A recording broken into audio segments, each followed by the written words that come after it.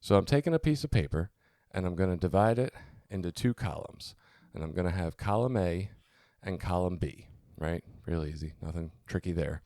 And column A, what I think we're doing, this is our two choices in every situation, it seems like. In this situation, I think is a little trickier. It doesn't have as fine lines for the columns, but I think we'll still be able to do it. Column A turns into something, we talked about that procedural learning versus self-actualization.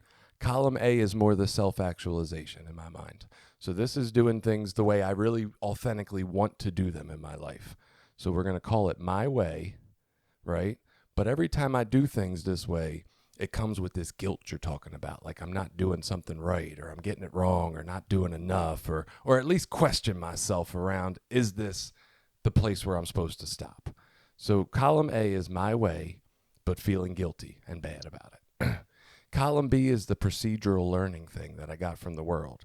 This is where that part of me says, will people judge me? Will I judge me?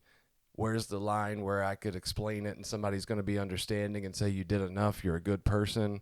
So this is like what the world expects of me. So I call it expectations that I have on myself or the world has on me, either way, right? And this generally, I know everybody pushes back against my calling it miserable. It feels like suffering of some sort. It feels like pressure on you. It feels like having to do something in a way you don't want to do, obligation, like all these kind of ideas, right? We have to go to this family event because it will be talked about if we don't go, not necessarily because we want to be there.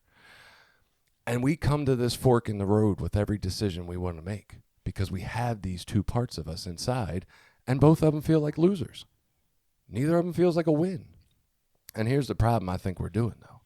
We're creating a column C in our head that does not actually exist in real life.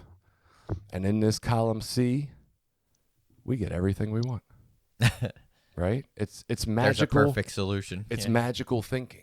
It says some way, if I just think hard enough, try hard enough, work hard enough, do hard enough, this will fix itself because I will be able to do what I want and it will just feel good. I won't feel guilty. And I get stuck because I believe that will somehow materialize someday. And that's going to be the solution for all this.